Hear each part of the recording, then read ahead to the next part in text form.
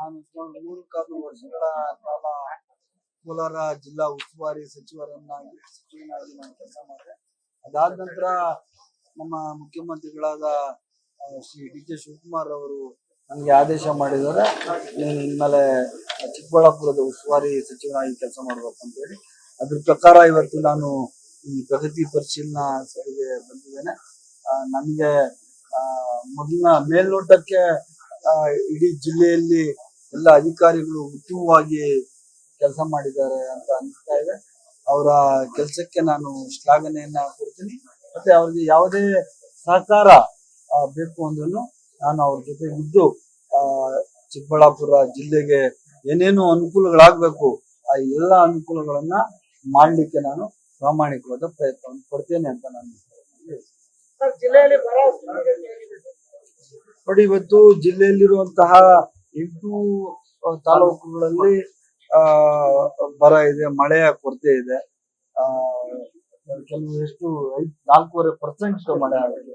ಬಹಳಷ್ಟು ದೊಡ್ಡ ಸಮಸ್ಯೆಯಲ್ಲಿ ಇವತ್ತು ಚಿಕ್ಕಬಳ್ಳಾಪುರ ಜಿಲ್ಲೆ ಇದೆ. ಪ್ರಮುಖವಾಗಿ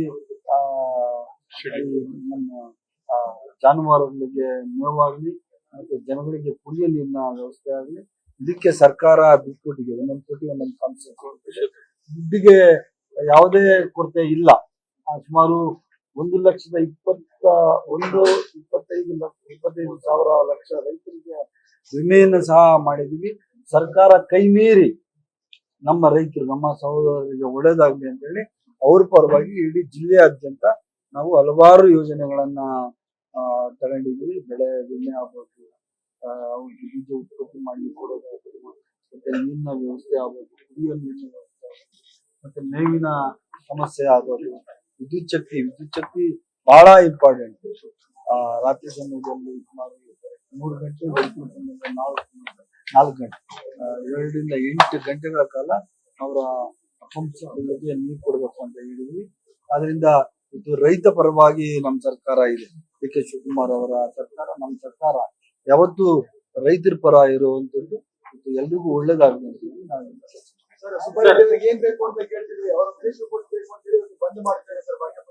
ಸುಬ್ಬಾರೆಡ್ಡಿ ಅವರು ನಮ್ಮ ಸಹೋದರರು. ಸುಬ್ಬಾರೆಡ್ಡಿ ಅವರು ರಾಜಕೀಯವಾಗಿ ಏನ್ ಬೇಕು ಅಂತ ಕೇಳಿಲ್ಲ ನಾನು. ಇಲ್ಲಿ ಜನಗಳ ಪರವಾಗಿ ಕಾನ್ಸ್ಟಿಟ್ಯೂನ್ಸಿಗೆ ಏನ್ ಬೇಕು ಅಂತ ಕೇಳಿದೆ. ಎಲ್ಲಾರ ಮೇಲೂ, ಎಲ್ಲಾ ಜನಪ್ರತಿನಿಧಿಗಳ ಮೇಲೆ ಅವ್ರು ವೋಟ್ ಹಾಕ್ಬೇಕು.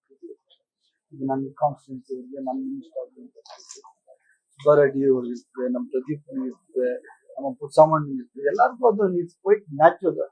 ಎಲ್ಲರಿಗೂ ಮಂತ್ರಿ ಆಗುವಂತ ಇರ್ತದೆ. ಆದ್ರೆ ಕೆಲವರಿಗೆ ಆ ಒಂದು ಜವಾಬ್ದಾರಿ ಸಿಗುವಂಥದ್ದು. ಇವತ್ತಿನ ನಾನು ಮಿನಿಸ್ಟರ್ ಆಗಿರ್ಬೋದು, ನಾಳೆ ಇನ್ನೊಬ್ರು ಮಿನಿಸ್ಟರ್ ಆಗ್ಬೋದು. ಅದು ಪ್ರಜಾಪ್ರಭುತ್ವ, ಅದನ್ನ ಹೈಕಮಾಂಡ್ ನಿರ್ಧಾರ ಮಾಡ್ತದೆ. ಇವತ್ತು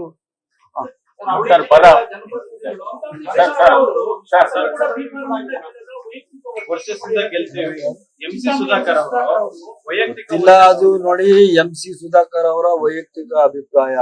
ನನ್ನ ಅಭಿಪ್ರಾಯದಂತೆ ಕಾಂಗ್ರೆಸ್ ಪಕ್ಷದಿಂದ ನಾವೆಲ್ಲ ಗೆದ್ದಿರೋದು. ಕಾಂಗ್ರೆಸ್ ಪಕ್ಷ 140 ವರ್ಷಗಳ ಇತಿಹಾಸ ಇರುವಂತ ಪಕ್ಷ. ಇಂತ ದೊಡ್ಡ ಇತಿಹಾಸ ಇರೋ ಪಕ್ಷದ B.Pharm ಇಲ್ದಿರ ಅಂತ ಗೆಲ್ಲೋದು ಬಹಳ ಅಂತ ಕಷ್ಟ. ಅದು ಅವ್ರ ವೈಯಕ್ತಿಕ ಅಭಿಪ್ರಾಯ. ನೀವು ಅವ್ರನ್ನೇ ನನ್ನ ಪ್ರಕಾರ ಒಂದು ಪಕ್ಷ ಒಂದು ಇದ್ರ ಗುರುತಿಸ್ಕೊಂಡ್ರೆ ಮಂತ್ರಿ ಆಗೋದು, ಗೆಲ್ಲಲ್ಲಿ ಎಲ್ಲ ರಿಸರ್ವ್ ವೋಟ್ಸ್. ಕಾಂಗ್ರೆಸ್ ಪಕ್ಷ 140 ವರ್ಷದ ಇತಿಹಾಸ ಇರುವಂತ ಪಕ್ಷಕ್ಕೆ ತಂದೆ ಆದ ಬೇಸ್ ಇದೆ. ಆ ಬೇಸ್ ಮೇಲೆನೆ ನಾವೆಲ್ಲ ಗೆದ್ದು ಬಂದ್ವಿ. ಸರ್, ಈಗ ಬರ ನಿರ್ವಹಣೆ ಮಾಡ್ತಾ ಇದ್ದೀರಲ್ಲ ಸರ್, ಭಿಕ್ಷುಕನ ಕಂಡಕ್ಟರ್ ಕಾಲಲ್ಲಿ ಹೊಡಿತಾರೆ, ಅದನ್ನ ಸಸ್ಪೆಂಡ್ ಆಗಿದೆ. ಏನ್ ಕ್ರಮ? ನನಗೆ ಗೊತ್ತಿಲ್ಲಪ್ಪ. ಈಗ ನೀವು ಹೇಳ್ತಾರೆ ಎಷ್ಟೊತ್ತಿಗೆ ನೋಡ್ತೀನಿ ನಾನು. ಆ ತರ ಇದ್ರೆ ನಿಮ್ಗೆ ಅತ್ಯಂತ ಮುಖ್ಯವಾಗಿರೋದು ಮೂರನೇ ಹಂತದ ಶುದ್ಧೀಕರಣ ತುಂಬಾ ಬೇಗ ಆಗ್ಬೇಕಾಗಿದೆ ಸರ್. ನೋಡ್ರಿ, ನಿಮ್ಮ ಅಭಿಪ್ರಾಯ? ಟ್ರಿಷರಿ ಟ್ರೀಟ್ಮೆಂಟ್ ಬಗ್ಗೆ ಈಗಾಗಲೇ DC ಗಮನಿಸಿದ್ದಾರೆ. ನಾನು ಅದ್ರ ಬಗ್ಗೆ ಗಮನಿಸಿದ್ದೆ.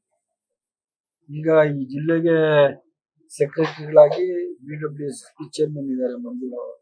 ಅವ್ರು ಇರೋದ್ರಿಂದ ಅವ್ರ ಮುಖಾಂತರ ನಾನು DC ಅವರು ಮತ್ತೆಲ್ಲ ನಮ್ಮ ಜನಪ್ರತಿನಿಧಿಗಳು ಹೋಗಿ ಟ್ರೆಷರಿ ಟ್ರೀಟ್ಮೆಂಟ್ ಏನು ವ್ಯವಸ್ಥೆ ಬೇಕೋ ಆ ವ್ಯವಸ್ಥೆಯನ್ನ ಕೇಳಲಿಕ್ಕೆ ನಾವು ಬರ ನಿರ್ವಹಣೆ ಮಾಡ್ತಾ ಇದ್ದೀವಿ ಸರ್. ಬರ ನಿರ್ವಹಣೆ ಆಗ್ತಾ ಇದೆ ಜಿಲ್ಲೆಯಲ್ಲಿ.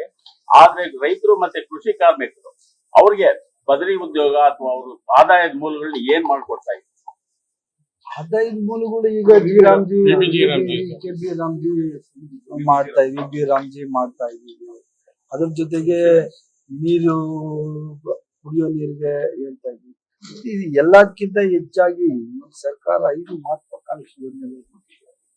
ಯಾವುದೇ ಒಂದು ಕುಟುಂಬಕ್ಕೆ ನನ್ನ ಪ್ರಕಾರ ಎಷ್ಟು 2,880 ಅಲ್ಲ 2,880 ಕೋಟಿ ರೂಪಾಯಿಗಳನ್ನ ಈ 3 ವರ್ಷದಲ್ಲಿ ನಾವು ಕೊಟ್ಟಿದ್ದೀವಿ. ಎಷ್ಟು ಕುಟುಂಬಗಳು ಈ ಜಿಲ್ಲೆಯಲ್ಲಿ ಎಷ್ಟು ಕುಟುಂಬಗಳು, ಲಕ್ಷಾಂತರ ಕುಟುಂಬಗಳಿಗೆ ಏನೂ ಅವ್ರಿಗೆ ಆದಾಯ ಇಲ್ದಿರುವಂತ ಕುಟುಂಬಗಳಾಗ್ಲಿ ಅವ್ರಿಗೆ ಬಸ್ ಪಾಸ್ ಮುಖಾಂತರ ಫ್ರೀ ವಿದ್ಯುತ್ ಕೊಡೋದ್ರ ಮುಖಾಂತರ, ಮತ್ತೆ ಮನೆ ಯಜಮಾನಿಗೆ 2,000 ರೂಪಾಯಿ ಕೊಡೋದ್ರ ಮುಖಾಂತರ, ಮತ್ತೆ ಡಿಗ್ರಿ ಓದೋನ್ಗೆ 2,000 ಕೊಡೋದ್ರ ಮುಖಾಂತರ, ಮತ್ತೆ ಕಿಟ್ ಕೊಡೋದ್ರ ಮುಖಾಂತರ ಯಾವುದೇ ಒಂದು ರೀತಿಯಲ್ಲಿ ಒಂದು ಕುಟುಂಬಕ್ಕೆ ಒಂದು ತಿಂಗಳಿಗೆ 5,000 ರಿಂದ 6,000 ರೂಪಾಯಿ ಹೋಗುವಂತ ಕೆಲಸ ಮಾಡಿ, ಏನೂ ಕಷ್ಟ ಬಂದ್ರು 5,000-6,000 ರೂಪಾಯಿ ಅಂತೂ ಅವ್ರಿಗೆ ಗ್ಯಾರಂಟಿ. ಇದು ಸರ್ಕಾರ ಬಹಳಷ್ಟು ಜವಾಬ್ದಾರಿಯುತ ಸರ್ಕಾರ. ಕಾಂಗ್ರೆಸ್ ಸರ್ಕಾರ ಇವತ್ತು ಏನಿದೆ, ಡಿ.ಕೆ. ಶಿವಕುಮಾರ್ ಅವರ ನೇತೃತ್ವದಲ್ಲಿ ನಾವೆಲ್ಲ ಬಹಳ ಜವಾಬ್ದಾರಿಯುತವಾಗಿ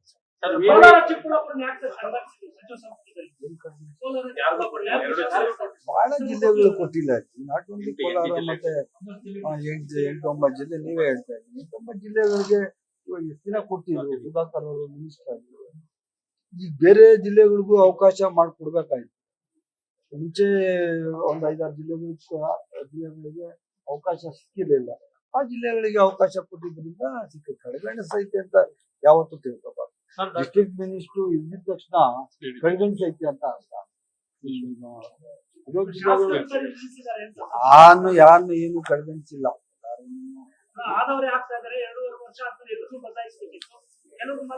ಆತರ ಎಲ್ಲಾದ್ರೂ ರೂಲ್ಸ್ ಇದೆಯಾ? ಪ್ರತಿಯೊಬ್ಬರನ್ನು ಚೇಂಜ್ ಮಾಡ್ಬೇಕು ಅಂತ ಎಲ್ಲಿ ಯಾವ ಸರ್ಕಾರದಲ್ಲಾಗಿದೆ? ಅಲ್ಲ, ಎಲ್ಲಿ ಸರ್ಕಾರ ಎಲ್ಲಿದೆ ಸರ್ ಆ ತರ ರೂಲ್ಸ್? ನಮ್ಮ ಪಕ್ಷಕ್ಕೆ ಹೈಕಮಾಂಡ್ ಇದೆ, ಹೈಕಮಾಂಡ್ ನಿರ್ಧಾರ ಮಾಡ್ತದೆ ಯಾರಿಗೆ ಯಾವ ಮಂತ್ರಿ ಮಾಡ್ಬೇಕು ಅಂತ. ಹೈಕಮಾಂಡ್ ಏನ್ ಹೇಳ್ತದೆ ಅದ್ರ ಪ್ರಕಾರ ಇವತ್ತು ದಿನ ನಾನು ಕೂತಿರ್ಬೋದು, ನಾಳೆ ದಿನ ಇದೇ ಚೇರಲ್ಲಿ ಬಂದು ಪ್ರದೀಪ್ ಈಶ್ವರ್ ಕುತ್ಕೊಬಹುದು. ಪ್ರದೀಪ್ ಈಶ್ವರ್ ಆದ್ಮೇಲೆ ನಮ್ ಸುಬ್ಬಣ್ಣ ಬಂದು ಕುತ್ಕೋಬಹುದು. ಅದಾದ್ಮೇಲೆ ಪುಟ್ಟಸ್ವಾಮಿಗೌಡ್ರು ಅದ್ರ ಮುಂಚೆನೆ ಬಂದು ಕುತ್ಕೋಬಹುದು. ಯಾವುದೇ ಸಂದರ್ಭದಲ್ಲಿ ಹೇಳ್ಲಿಕ್ಕೆ ಬರಲ್ಲ. ರಾಜಕೀಯ ಅನ್ನೋದು ನಿಂತ ನೀರಲ್ಲ. ಯಾವುದೇ ಪಕ್ಷ ಒಬ್ಬ ವ್ಯಕ್ತಿಗೆ ಒಂದ್ಸರಿ ಅವಕಾಶ ಕೊಟ್ಟಾಗ ಯಾವತ್ತೂ ನಾವು ಆ ಕೆಲಸವನ್ನು ಮರಿಬಾರ್ದು. ಯಾವಾಗ ಅವನ್ನೇ ಕೇಳ್ತಾ ಇಲ್ಲಪ್ಪ, ಅವ್ರನ್ನೇ ಕೇಳಿ. ಡಿಸಿ ಅವರು ಅವ್ರು ಕರೆದಿದ್ದಾರೆ, ಬಂದಿಲ್ಲ ಅನ್ಸೋದು ಏನೋ ಬೇರೆ ಕೆಲಸದಿಂದ ಬಂದಿಲ್ಲ ಅನ್ಸುತ್ತೆ. ಈಗಾಗಲೇ ರಾಜ್ಯಾದ್ಯಂತ ಬರಗಾಲ ಶುರುವಾಗಿದ್ದು ಇದುವರೆಗೂ ಅಧಿಕೃತವಾಗಿ ಸರ್ಕಾರದಿಂದ ಘೋಷಣೆ ಯಾವಾಗ ಘೋಷಣೆ ಆಗುತ್ತೆ? ಈಗೆಲ್ಲಾನು ನಾವು ಮಾಹಿತಿ ತಗೋತಾ ಇದೀವಿ.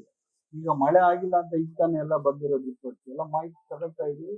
ಆ ಮಾಹಿತಿಯನ್ನ ತೆಗೆದುಕೊಂಡು ಸರ್ಕಾರದ ಮುಂದೆ ಸಲ್ಲಿಸಿ ಸರ್ಕಾರ ಏನ್ ನಿರ್ಧಾರ ತಗೋತಿದ್ದೋ ಅದ್ರ ಮೇಲೆ ಜನಗಳಿಗೆ ಪರಿಹಾರ ಕೊಡುವಂತ ಮಾತು. ಸರ್, ಕೋಲಾರ ಉಸ್ತುವಾರಿ ಸಚಿವರಾಗಿದ್ರಿ. ಈ ಜಿಲ್ಲೆಯದು ಬಹುತೇಕ ಒಂದೇ ರೀತಿಯಾದಂತಹ ಸಮಸ್ಯೆಗಳು, ಬೇಡಿಕೆಗಳು ಇರುವಂತದ್ದು.